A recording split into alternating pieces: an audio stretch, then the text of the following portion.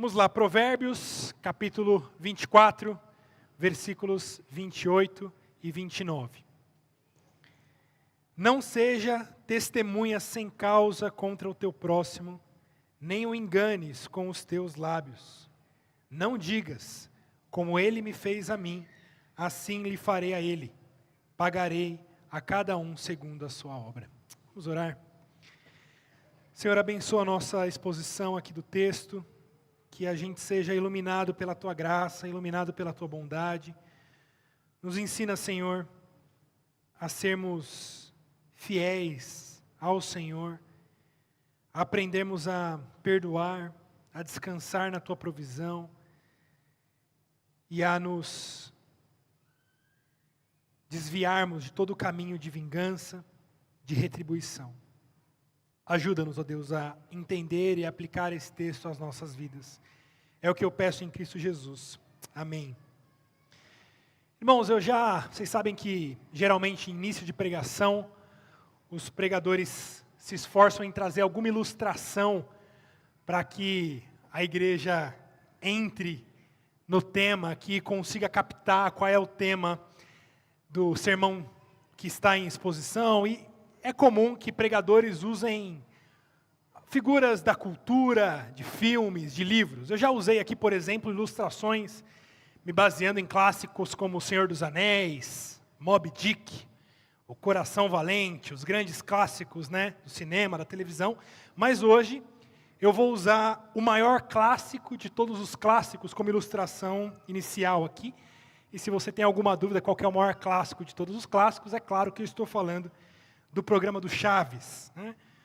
Vocês sabem, todos aqueles que viveram aí na década de 80, 90, os mais novos aqui vão ficar um pouco perdidos aqui, mas vocês sabem que no programa do Chaves nós temos várias frases que ficaram eternizadas pelo programa, e o curioso é que muitas dessas frases têm um caráter proverbial. Eles funcionam basicamente como provérbios daquela cultura que sai do Chaves, É lógico que alguns desses provérbios não representam muito bem a nossa ética cristã e, infelizmente, muitos assumiram essa ética, esses provérbios para a própria vida. Não é difícil encontrar homens, por exemplo, que fazem uso da ética do trabalho do Seu Madruga, que dizia que não há trabalho ruim, ruim é ter que trabalhar. Mas existem algumas frases mais famosas do episódio que representam muito bem uma ética cristã. E talvez se a gente for pensar em todos os provérbios que surgem lá do programa do Chaves, há uma em especial que todo mundo conhece, mesmo aqueles que que dizem que não gostam de Chaves, porque só existem dois tipos de pessoas, aqueles que gostam e aqueles que dizem que não gostam, para parecer um pouco mais intelectuais. Mas a frase que todos conhecem, sem dúvidas, e que também foi dito pelo Seu Madruga, e você vai me ajudar aqui a completar, é de que a vingança nunca é plena. Olha, versículo, vocês não falam com tanta força, assim, convicção, igual a frase do Seu Madruga, Mas todo mundo conhece essa frase. A vingança nunca é plena, mata a alma e envenena, e não é difícil, nem raro, encontrar pessoas que até pensam que se trata de um versículo bíblico. Como aquele versículo mesmo, que a vingança nunca é plena, mata a alma e envenena, segundo o profeta Seu Madruga. E essa frase é boa, e ela é boa, como nós veremos hoje, porque ela representa de fato muito bem o que é a vingança. Essa vingança que faz mais mal para a pessoa que a pratica do que para aquele que é vítima da vingança. Essa é a moral dessa frase do Seu Madruga, Ela mata a alma e envenena, porque a pessoa que se alimenta da vingança, a pessoa que está em busca da vingança, a pessoa que pensa em vingança, na verdade ela está fazendo mal a si mesma, ela está matando a si mesma, ela está envenenando a si mesma. E é isso que nós veremos na exposição de hoje de Provérbios 24, 28 a 29. A primeira coisa que a gente precisa saber é que esses dois versículos que nós lemos de Provérbios 24, eles vêm realmente em dupla. Eles aparecem como um conjunto. Então nós lemos esse versículo 28 junto com o versículo 29. E o tema da vingança aparece no versículo 29. Leia comigo, ele diz assim: não digas, como ele me fez a mim, assim lhe farei a ele, e pagarei a cada um segundo a sua obra. Então vejam que o versículo 29 nos fala a respeito do problema da vingança. Não diga para o outro, dizendo eu vou vingar, assim como ele fez a mim, eu farei também a ele. E com isso em mente, a gente deve olhar o versículo 28, uma vez que eles vêm juntos, como algo ligado especificamente ao tema da vingança. E veja o que ele diz no versículo 28. Ele diz assim: não sejas testemunha sem causa contra o teu próximo. Geralmente quando nós lemos figuras como essa que aparecem na Escritura sobre ser testemunha contra o seu próximo, involuntariamente a gente já pensa basicamente na situação de ser uma falsa testemunha. Porque a Bíblia fala muito sobre o pecado de sermos falsas testemunhas. No próprio Decálogo, nos 10 mandamentos, nós temos o mandamento que diz: não dirás falso testemunho. Mas se você olhar com calma aqui, não parece que é isso que Salomão está dizendo. Salomão não está dizendo para que você não seja uma falsa testemunha contra o seu próximo. Embora isso seja uma verdade também, que Salomão vai tratar em outros lugares. Mas aqui me parece que Salomão está trabalhando algo um pouco diferente disso. Ele não diz para não sermos falsas testemunhas contra o nosso próximo. Mas como está aqui na tradução da Ara, ele diz: não seja testemunha sem causa. Não seja contra o seu próximo uma testemunha sem causa. E testemunha sem causa carrega uma linguagem jurídica. Tanto a parte da testemunha quanto a parte da causa nos lembram dos ambientes judiciais. É como se alguém fosse ao fórum da sua cidade, como se você procurasse o juiz, fosse lá no fórum e pedisse para ter uma conversa com o juiz. E aí o juiz então te recebesse na sua sala. E você dissesse: excelência, eu quero aqui ser testemunha contra o meu vizinho, porque ele está me perseguindo e eu quero aqui testemunhar tudo aquilo que ele tem feito. E aí o juiz diz: mas olha, não tem nenhuma causa aqui contra o seu vizinho. Você quer testemunhar o quê? Se não tem nenhuma causa aberta, não tem nenhum processo aberto contra o seu vizinho. Causa, processo, eu não quero saber de causa e processo não, seu juiz. Eu sou leigo. Eu só quero falar tudo aquilo que esse vizinho faz, tudo que ele fez para mim. Eu quero dizer aquilo que ele fez para mim. Ou seja, alguém querendo dar testemunho sem ter uma causa, sem ter um motivo aparente, sem ter algo que lhe peçam a palavra, essa pessoa se dispõe a ir e dar testemunho. É óbvio que isso acontece em nosso dia a dia de forma muito mais sutil do que esse exemplo do que eu dei. É óbvio que ninguém vai procurar um juiz da cidade e pedir para dar ali testemunho contra alguém sem causa. Mas, irmãos, isso acontece de forma despretensiosa no nosso cotidiano. Sem que alguém precisasse de alguma informação sua, você é rápido em entregar os podres de alguém, principalmente se esse alguém é o seu desafeto. Nós geralmente estamos sempre prontos a falar o pior daquelas pessoas que estão entaladas no nosso pescoço. Aquela pessoa que causou algum mal para a gente, aquela pessoa que de alguma forma prejudicou a gente, ou que a gente não vai muito com a dela, a gente se aproveita de situações, conversas corriqueiras, cotidianas, para tentar, de alguma forma, prejudicar quem me prejudicou. Nós tentamos nas conversas, em piadas, em diálogos, tentar trazer histórias, eventos, fatos, que vão, de alguma forma, manchar a reputação daquelas pessoas que nós não gostamos muito. Sem que ninguém tenha pedido qualquer informação nossa, nós somos rápidos em entregar os podres daquela pessoa que nós não gostamos. E é curioso como crente tem uma capacidade de dar uma cobertura bonita para muito pecado. Nós pegamos o pecado e colocamos uma roupa bonita, um véu, assim, e deixamos aquele pecado bem piedoso, bem santo. E nós somos capazes de cometer pecados com aparências de piedade.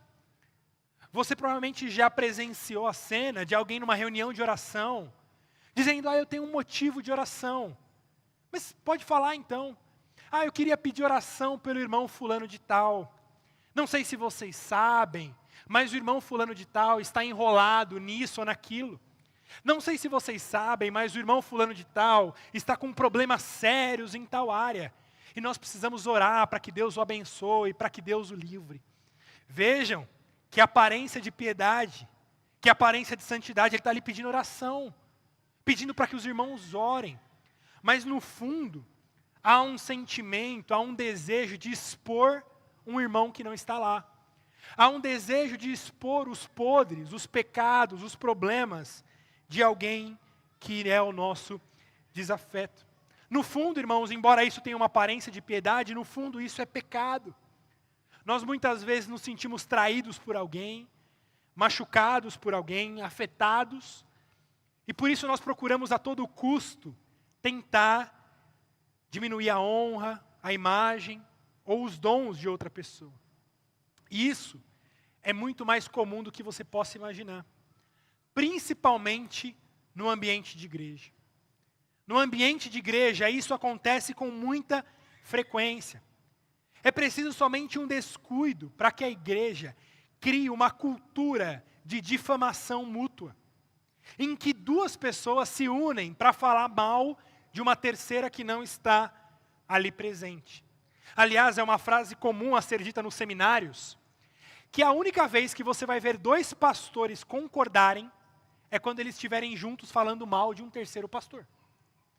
Por quê? Porque esse é um pecado comum que os cristãos cometem, de sempre quando se reúnem, se juntarem para falar mal de uma pessoa que não está presente.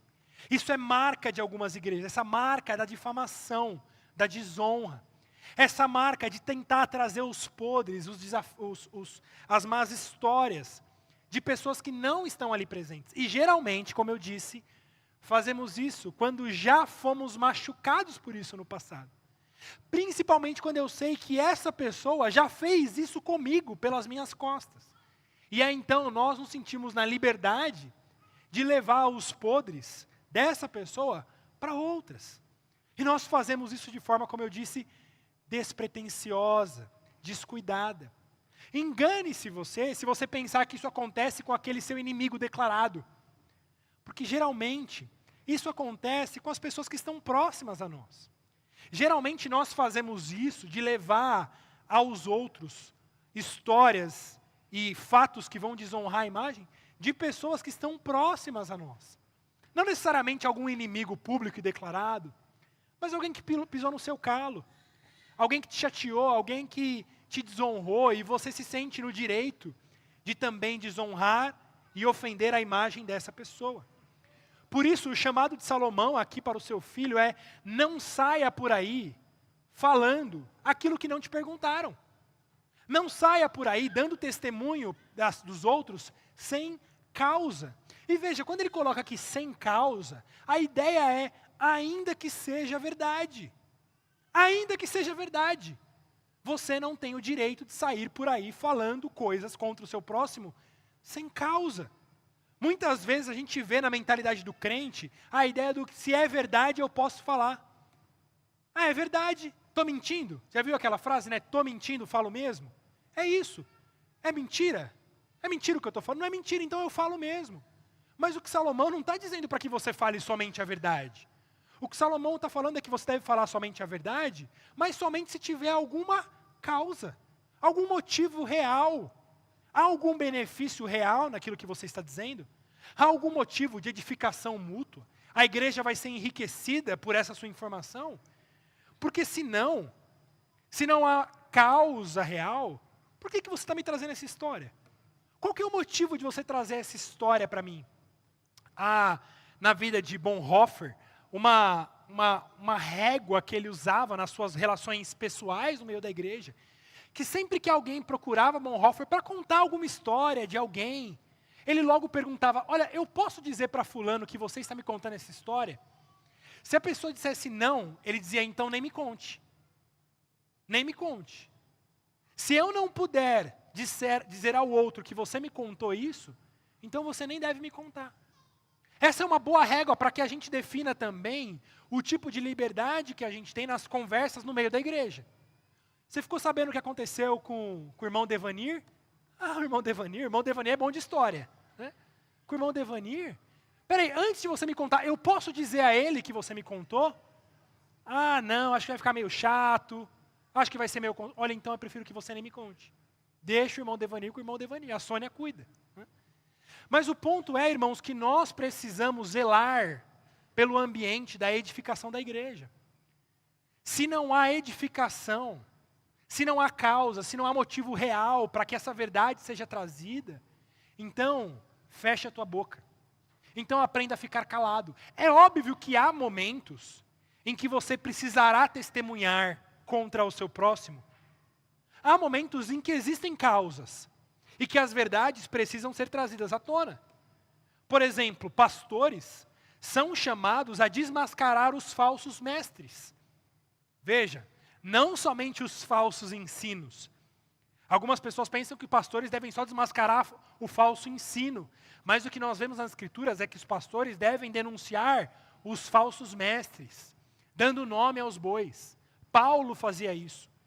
Paulo dizia, cuidado com fulano, cuidado com ciclano. Paulo dava nome aos bois. Mas veja, Paulo tinha uma causa por que fazer isso. Paulo tinha como objetivo a edificação da igreja. Então há momentos que nós precisaremos testemunhar para a edificação da igreja.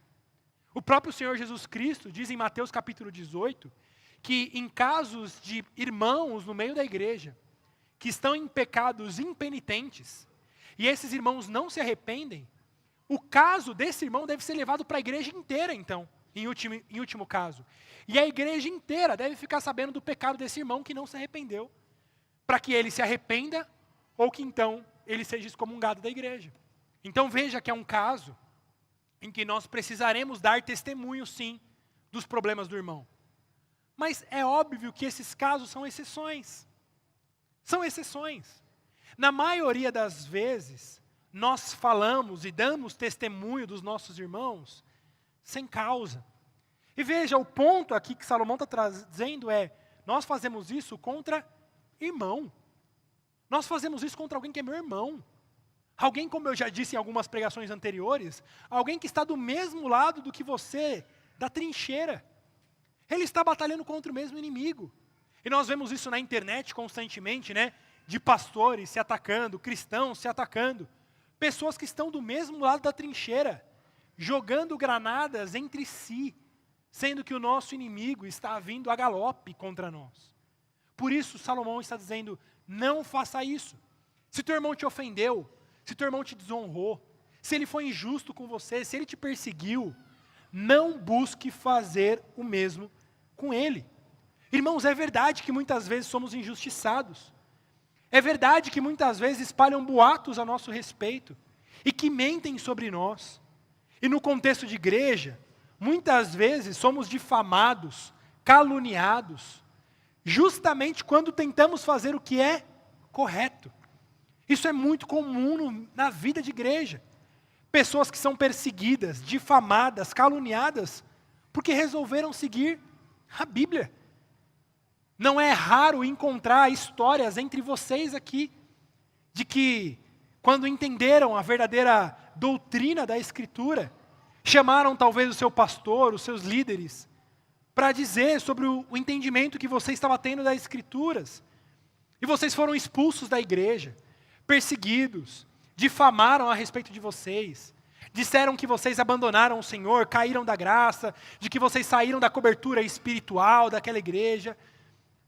Eu já ouvi essa história tantas e tantas vezes aqui no meio, de pessoas que foram perseguidas, caluniadas, difamadas, porque estavam fazendo o que era correto.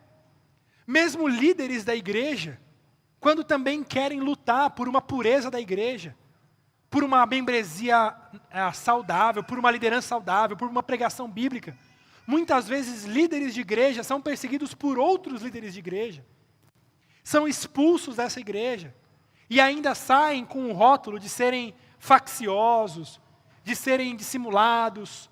Isso não é incomum na vida da igreja, irmãos. Mas deixa eu te dizer uma coisa, Jesus já disse que seria assim. Jesus já disse que seríamos perseguidos por fazer o bem, o que era justo. No próprio Sermão do Monte, no capítulo 5 do Evangelho de Mateus, Jesus diz: bem-aventurados sois, quando por minha causa vos injuriarem, vos perseguirem, e mentindo disserem todo mal contra vocês. Jesus vai dizer: regozijai-vos, alegrai-vos, exultai, porque é grande o vosso galardão nos céus, porque assim também perseguiram os profetas que viveram antes de vocês. Irmãos, muitas vezes seremos caluniados, machucados, mas o ponto que Salomão está nos ensinando é que nós não podemos seguir a mesma lógica da retribuição. Nós não vivemos nessa cultura da retribuição, do assim como ele fez a mim, eu farei também assim com ele. É por isso que nos momentos em que mentiras são levantadas, falsidades, o caminho para nós não é o caminho da vingança. Aliás, para as crianças que estão anotando esse sermão, a palavra de hoje é vingança. Porque vingança é o caminho que nós não podemos seguir. A vingança não é uma opção para nós cristãos. Quando, como eu disse, essas mentiras, falsidades são levantadas, nós precisamos ajustar as nossas lentes. Nós precisamos nos acalmar e lembrar que a vingança não está em nossas mãos. Nós precisamos, como eu disse, irmãos, nesses momentos, aprender a fechar a nossa boca. Porque geralmente nós falamos demais, nós expomos demais, justamente quando estamos frustrados. Justamente quando nós nos sentimos chateados, magoados, irritados, são nesses momentos em que nós falamos mais do que a boca. São nesses momentos que a gente extrapola. E aí você chega em casa e diz: eu acho que eu não deveria ter falado o que eu falei. Eu acho que eu falei demais. Eu acho que eu expus o meu irmão. Eu acho que eu falei uma coisa que eu não deveria ter falado. E aí você precisa ter a humildade de ir lá pedir perdão. Dizer: meu irmão, eu te falei uma coisa que eu não deveria ter te falado. Eu caluniei, eu difamei. Vejam, irmãos, como eu disse, ainda que seja verdade. Se não é edificação, se não há uma causa, nós não deveremos seguir o caminho da vingança, trazendo mal contra o nosso irmão. Há um princípio no livro de Amós, do profeta Amós, no capítulo 5, versículo 13. Você não precisa abrir, você pode anotar, mas se quiser abrir. Amós, ele vai dizer ao povo assim: aquele que for prudente, guardará silêncio no tempo mau. Aquele que for prudente, quando o tempo é mau, vai guardar silêncio. Ele vai ficar com a boca fechada. O próprio livro de Provérbios vai dizer que mesmo o tolo, quando calado, se passa por sábio. Irmãos, nós precisamos aprender a calar a nossa boca. Nós precisamos aprender a fechar os nossos lábios, principalmente quando você está irritado, frustrado, magoado. São nesses momentos que você deve guardar os seus lábios e dizer: Guilherme, cala a boca, fica quieto. É isso que o profeta Amós está ensinando ao povo. Quem for sábio vai aprender a fechar a boca quando os tempos forem maus. Porque, irmãos, quando o tempo é mau, a gente não pensa muito bem, a gente não enxerga muito bem, a gente não avalia muito bem, a gente não discerne muito bem. E é exatamente por isso que nós precisamos aprender a ficar quieto. Fica quieto, seja prudente. Não fale mais do que você deve. Abra comigo no Salmo de número 62. E nós veremos que o próprio Davi, ele assume essa estratégia para a sua vida. Salmo de número 62.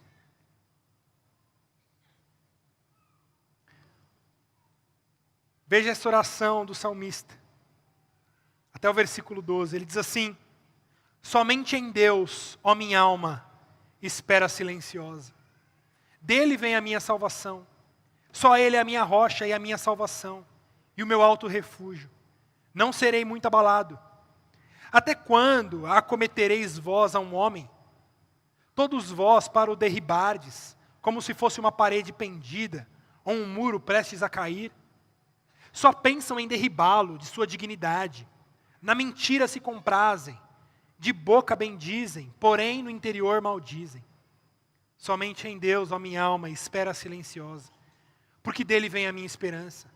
Só Ele é minha rocha e a minha salvação e o meu alto refúgio.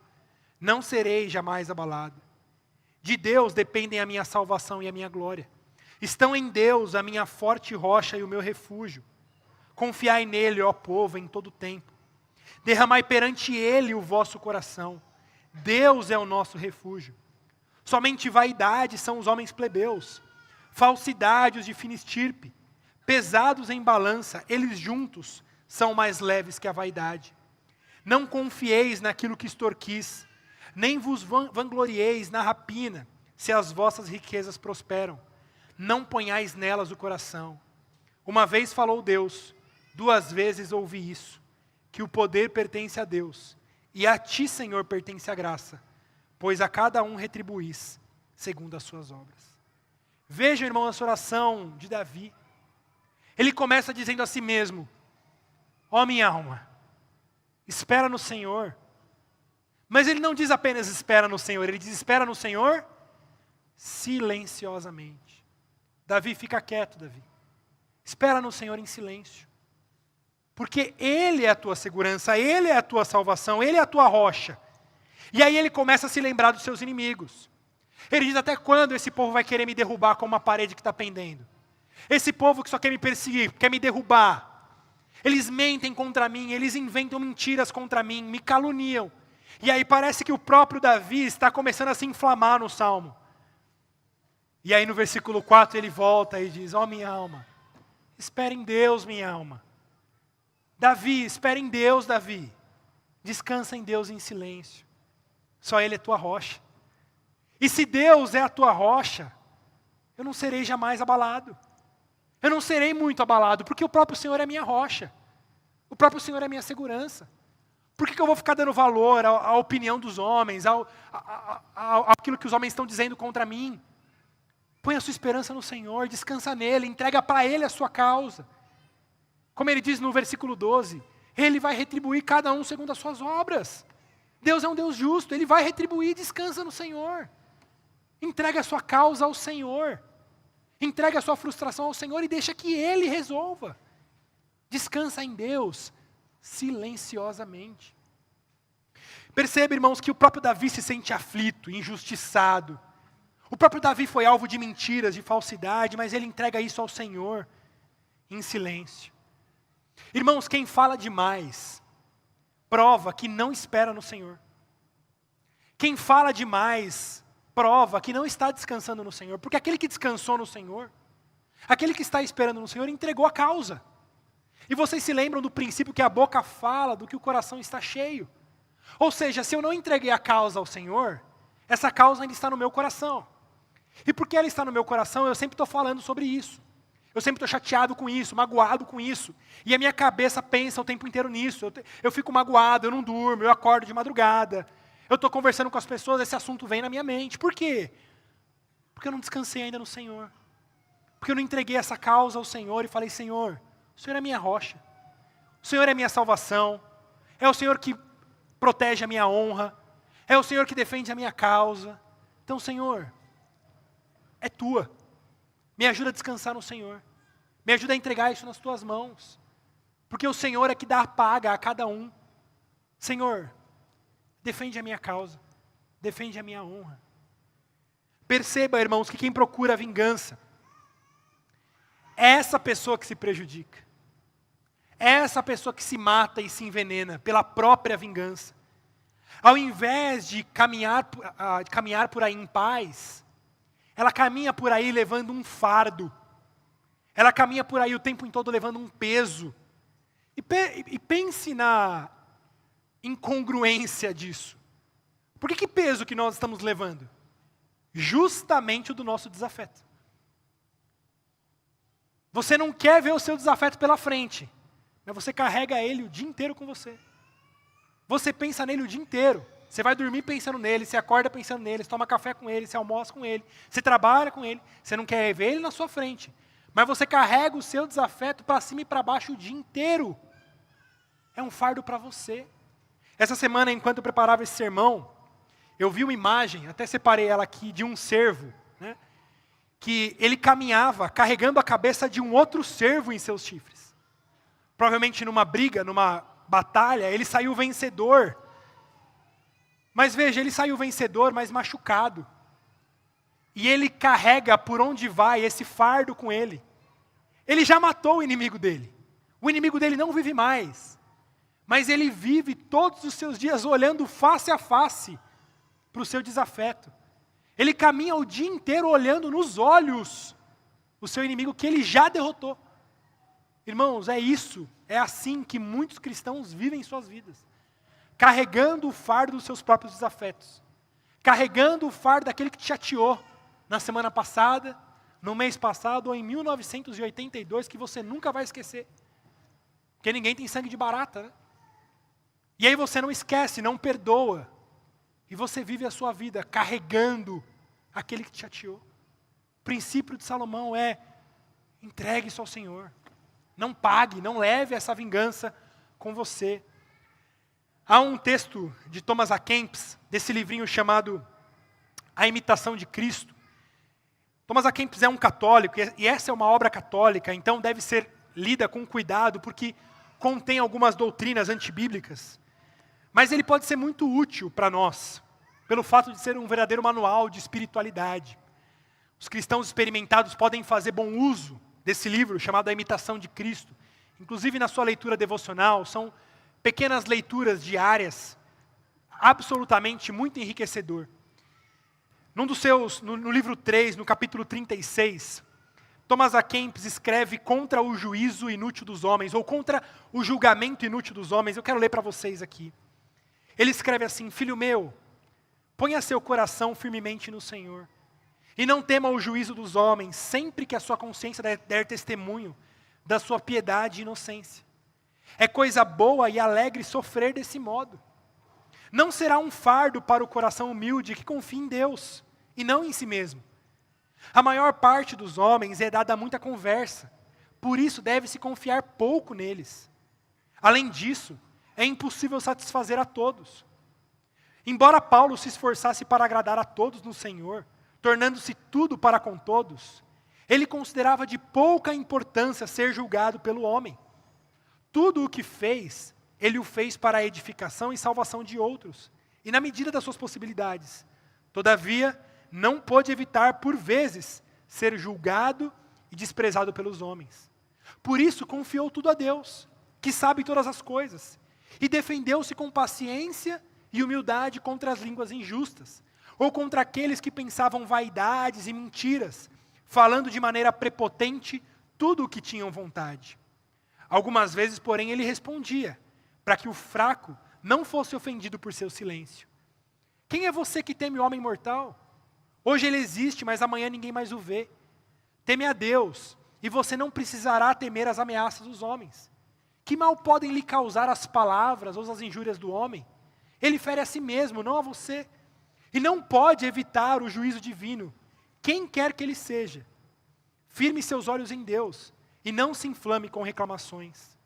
Se no presente você parece derrotado, passando vergonha sem merecer, não se aflija, nem diminua sua coroa com impaciência. Em vez disso, erga os olhos aos céus, pois Deus pode livrá-lo de toda vergonha e de todo erro, retribuindo a cada homem segundo as suas obras. O princípio disso tudo é: descanse em Deus. Não busque o caminho da retribuição ao seu próximo, difamando, desonrando aquele que fez isso com você. Mas descanse. Mas veja que Salomão não fala apenas para não darmos testemunho sem causa contra o nosso próximo. Ele diz ainda no versículo 28, dizendo: nem o engane com os teus lábios, nem também engane com os teus lábios. Veja, se num primeiro momento Salomão está tratando do mal que nós fazemos nas costas do nosso desafeto, que nós saímos por aí difamando o nosso desafeto, Salomão está dizendo, mas também na frente dele não engane. Porque isso é o que geralmente acontece. Nas costas, nós somos víboras, né? Causamos o mal, difamamos, espalhamos histórias difamatórias, mas na frente da pessoa, nós somos bonzinhos, boas pessoas, mas nós estamos sempre tentando enganá-lo, persuadi-lo. Se você já assistiu alguma novela, alguma série, você já viu que esse personagem existe em todos os lugares. Pelas costas, está destruindo. Pelas costas, está colocando todas as pessoas contra você. Mas na sua frente, ele tenta te enganar, tenta fingir. Salomão fala, se recuse a fazer isso. Seja verdadeiro. Nem pelas costas, nem pela frente. E quando nós olhamos isso, nós pensamos nisso, rapidamente nos vem o exemplo de Dalila, em Juízes capítulo 16. Dalila que pelas costas tentava entregar o próprio Sansão, você se lembra? Ela tentava, diante ali dos seus inimigos, descobrir a sua força, descobrir a razão da força de Sansão e entregar aos filisteus. Mas diante de Sansão, Dalila era uma doce mulher, uma doce amante, uma pele macia, uma palavra suave. E com suas palavras doces tentava persuadir Sansão. Pelas costas, enganação. Pela frente, doçura. Ou como não se lembrar do próprio Judas Iscariotes, sendo um dos discípulos de Jesus, dos 12. Pela sua frente, era seu amigo, partilhava o pão com ele. Mas nas suas costas, Judas negociava 30 moedas de prata para entregar ao Senhor Jesus. E o enganou como? O entregou como? Com um beijo. Um sinal de lealdade. Irmãos, Deus odeia quando fazemos isso. Deus odeia quando agimos na igreja, colocando irmãos contra irmãos, causando dissensão, mentiras, falsidade. E Deus odeia esse pecado a tal ponto que nós temos um texto célebre sobre isso. Abra comigo em Provérbios capítulo 6. Um texto que inclusive nós já passamos aqui, já pregamos. Mas abra comigo em Provérbios capítulo 6, a partir do versículo 16.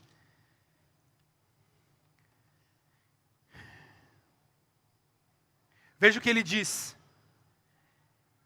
6 coisas o Senhor aborrece, e a sétima, a sua alma abomina.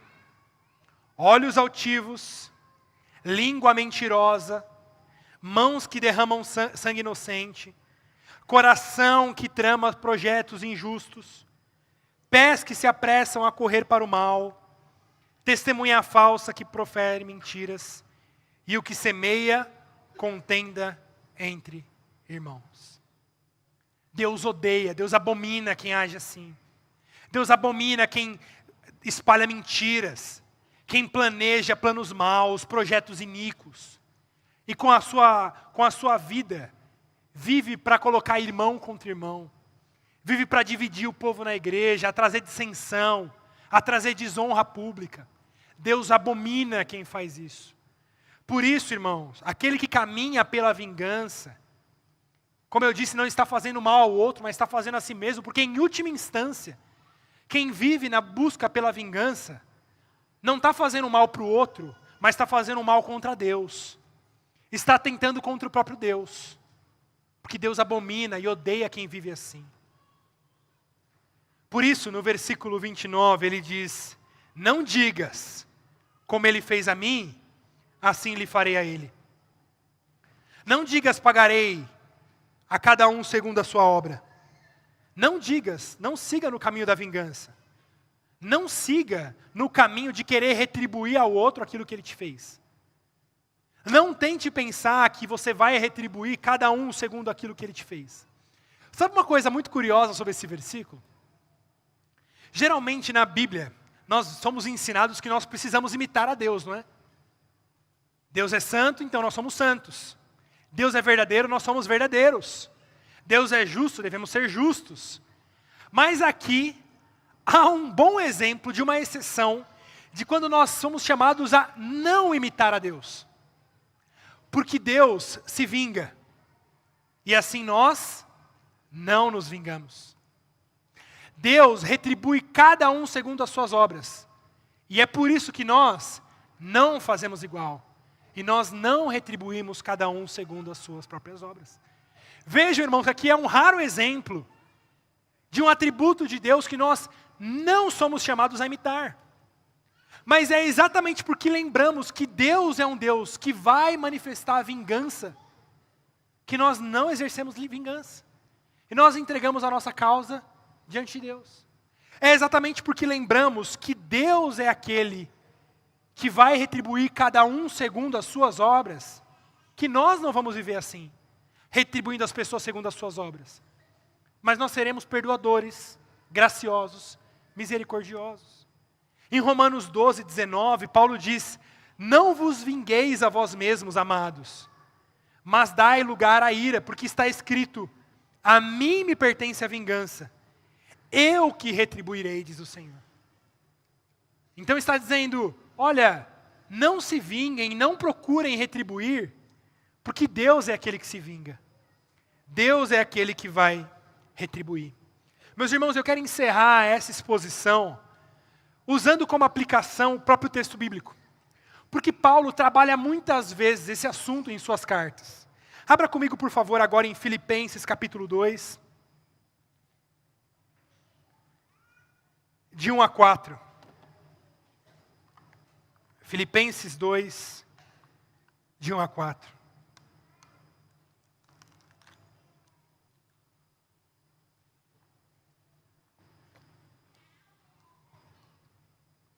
Veja o que Paulo diz.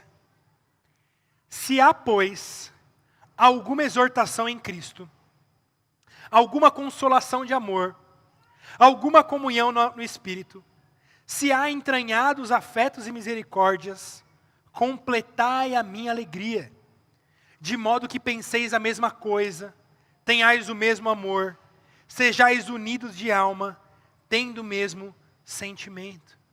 Nada façais por partidarismo ou vanglória, mas por humildade, considerando cada um os outros superiores a si mesmo. Não tenha cada um em vista o que é propriamente seu, senão também cada qual o que é dos outros. Veja o que Paulo está dizendo. Irmão, se há algum amor entre vocês, se há algum afeto entre vocês, se há algum laço de fraternidade entre vocês, então vivam em busca disso. Que vocês tenham o mesmo pensamento, o mesmo amor. Que vocês não sejam pessoas de ânimo dobre, de duplicidade, que na frente falam uma coisa, mas nas costas falam outra. Não sejam pessoas desonestas. Não sejam pessoas que vivem para difamar os outros. Não sejam pessoas vingativas. Não façam coisas por partidarismo ou por vanglória. Mas ele está dizendo, olha, você quer o remédio para acabar com isso? Você quer o remédio para não cair na tentação de expor a causa dos outros? Considere os outros superiores a si mesmo. Comece a pensar menos de você e mais dos outros. Que você vai aprender a não sair por aí espalhando as falhas, as dificuldades e os pecados do outro. Agora vá comigo um livro anterior, no livro de Efésios, capítulo 4.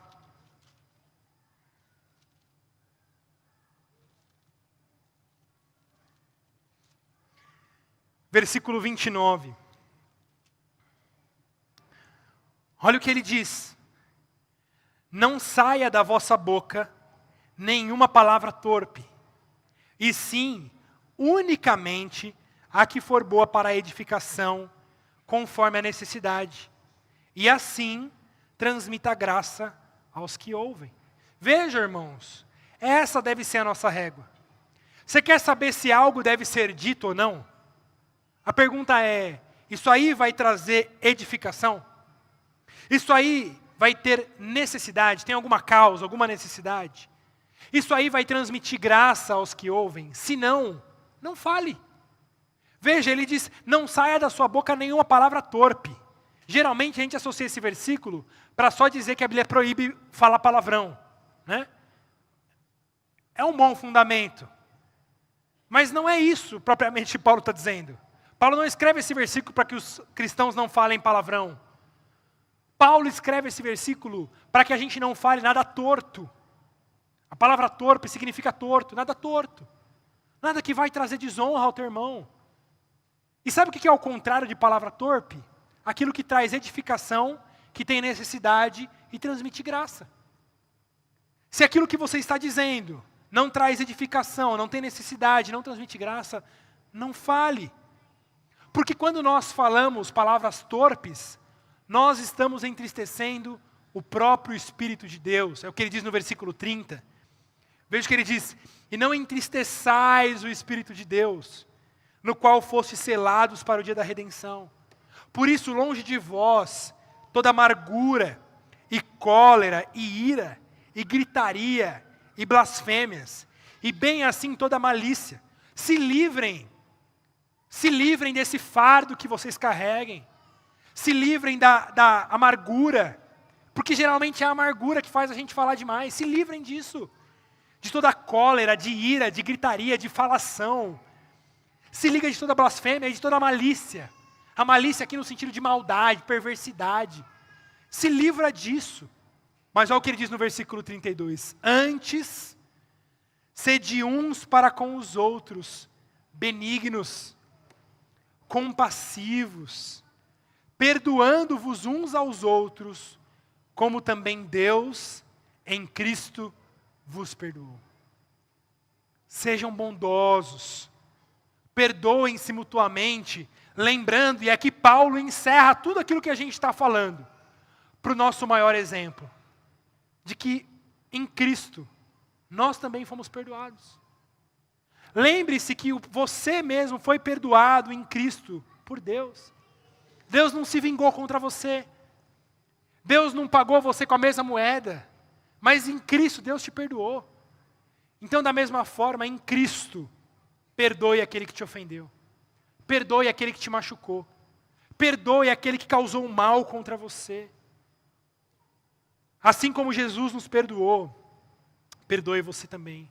Assim como o próprio Jesus não buscou vingança contra você, não busque vingança você também. No mais, entregue sua causa ao Senhor e descanse. Entregue ao Senhor a sua causa e descanse. Se livre de todo fardo. Se livre de suas frustrações, desapontamentos, chateações, injustiças. Pare de andar aí com, alguém que se sente sempre perseguido, sempre maltratado. Como nós diríamos na linguagem popular, alguém que é mimizento. Alguém que está sempre ferido. E por isso acaba falando, reclamando demais, chateado demais. Tudo incomoda. Sempre as pessoas pisaram no seu calo. Se livre disso. Isso não vem da parte de Deus. Aprenda a se livrar desse fardo. Se livre das chateações, dessas injustiças. Lembre-se que nada está escondido aos olhos de Deus. De forma que Deus vai retribuir cada um segundo as suas obras. Entregue a Deus a sua causa. De forma que, da mesma forma como você encontrou perdão, quem sabe aquele que te ofendeu também encontre perdão diante de Deus. E se não, Deus vai retribuir cada um segundo as suas próprias obras. O chamado para nós, irmãos, é entregar o fardo nas mãos do Senhor e descansar. Mas vejam, descansar silenciosamente. Em silêncio. Nós precisamos aprender a fazer uso dos salmos. Nós precisamos aprender a fazer uso do Pai Nosso. Nós precisamos aprender a ajoelhar e a entregar os nossos fardos a Deus. Para que a nossa boca fale daquilo que o coração está cheio. E que quando a nossa boca fale, só saia de lá o que edifica, o que haja necessidade, o que transmita graça.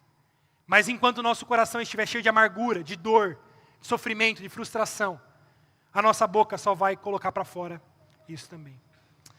Eu quero encerrar ensinando para vocês uma música do Salmo 62 que nós lemos.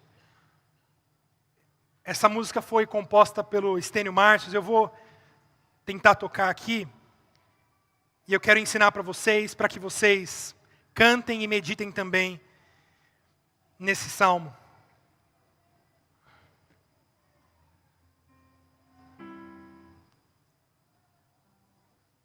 Eu vou ter que ligar aqui, tá? Se quiser desligar aí para não fazer o barulho. Liguei.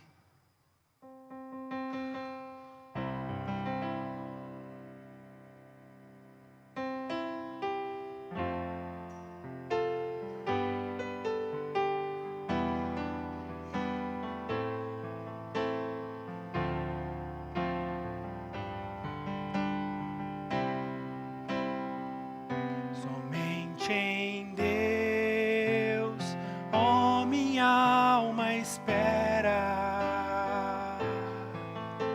silenciosa, silenciosa, pois dele vem minha esperança, minha esperança. Mais uma vez, somente em Deus, ó minha alma espera, silenciosa,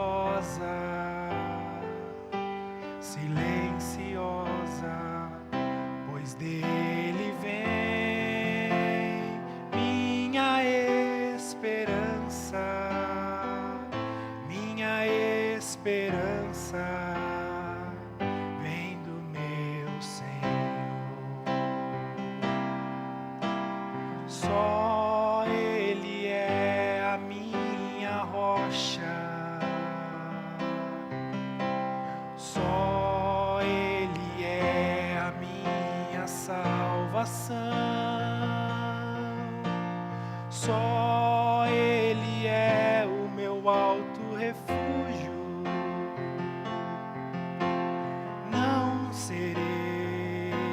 Jamais abalado, jamais abalado, não serei, não serei, somente em Deus.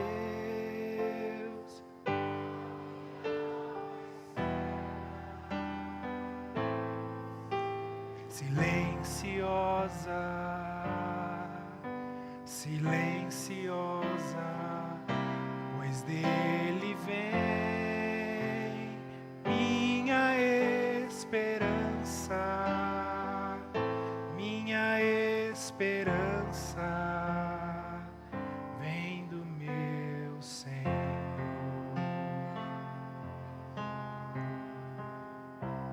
Amém. Vamos orar. Senhor, ajuda-nos a descansar em Tua provisão, Senhor.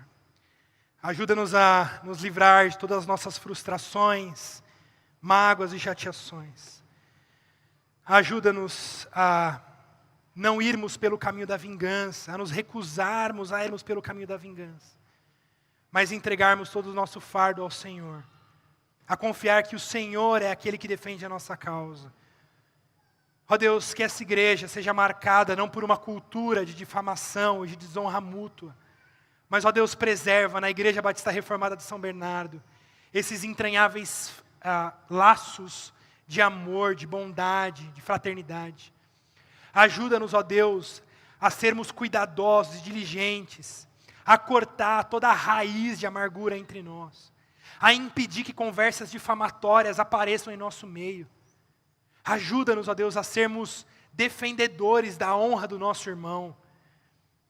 Que da nossa boca só saia aquilo que edifique, aquilo que transmita graça, aquilo que haja real necessidade. Que o Senhor nos instrua, nos edifique e perdoa o nosso pecado, Deus. Perdoa porque muitas vezes falamos mais do que devemos. Perdoa porque muitas vezes não cuidamos dos nossos próprios lábios, mas somos agentes de difamação, somos agentes de colocar irmão contra irmão, e isso é algo que o Senhor abomina. Por isso nos perdoe, ó Deus. Nos dê graça, e que lembremos constantemente, que da mesma forma como Cristo nos perdoou, que sejamos também agentes do perdão para aqueles que também nos defraudaram. Que a sua graça permaneça com a gente. Em Cristo Jesus que eu oro. Amém.